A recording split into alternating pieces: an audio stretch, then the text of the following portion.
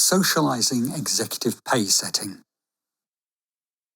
Some of Britain's largest companies are preparing for a summer of tense consultations on executive pay after one of the biggest waves of shareholder protests since votes on remuneration were introduced in 2002. So said commentators writing in the Financial Times in May 2016. What can British academics do to help get the best outcome from this summer of discontent in and around boardrooms?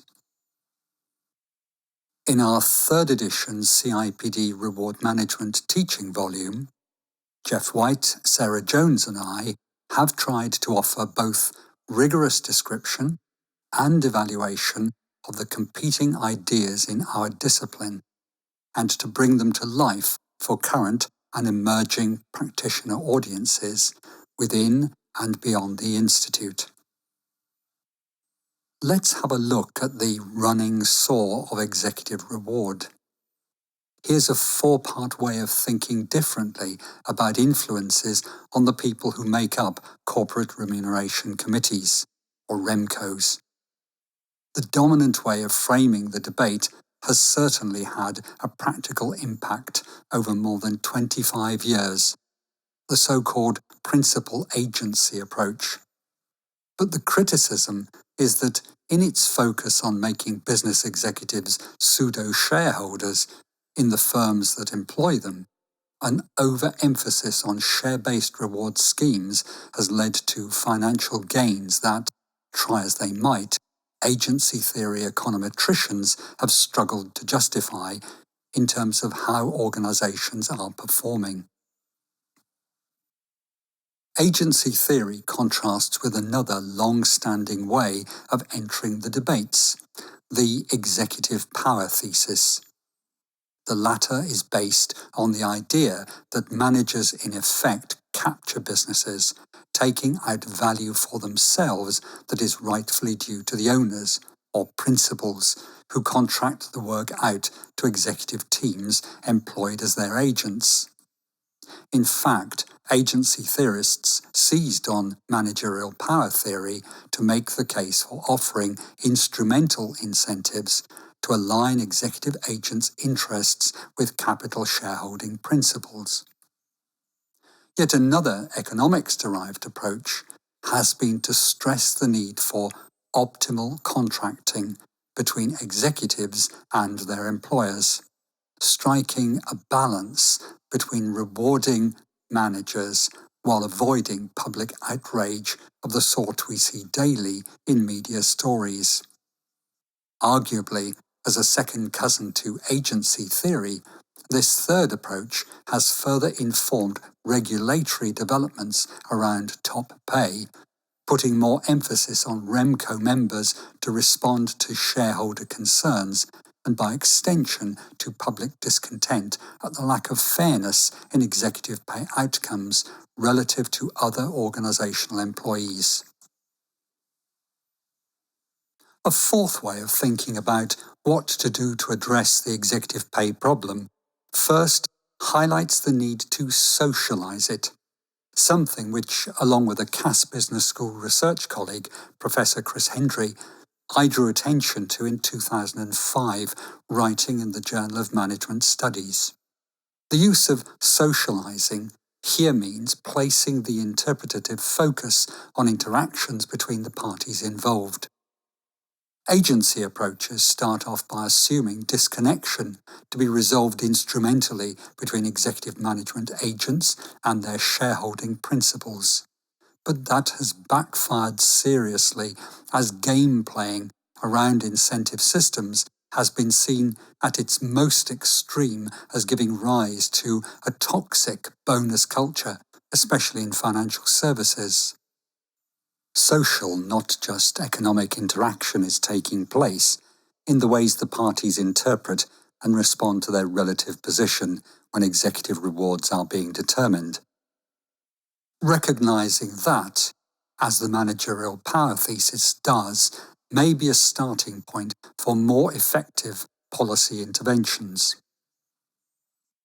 REMCO members find themselves in between the factions, while also being part of the corporate team driving the business forward.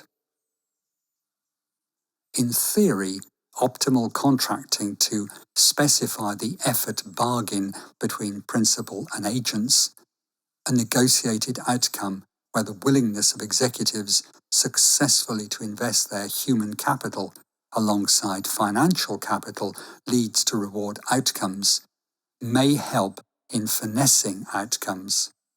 It introduces complexity, however, that simplifying agency-inspired financial incentives were meant to avoid.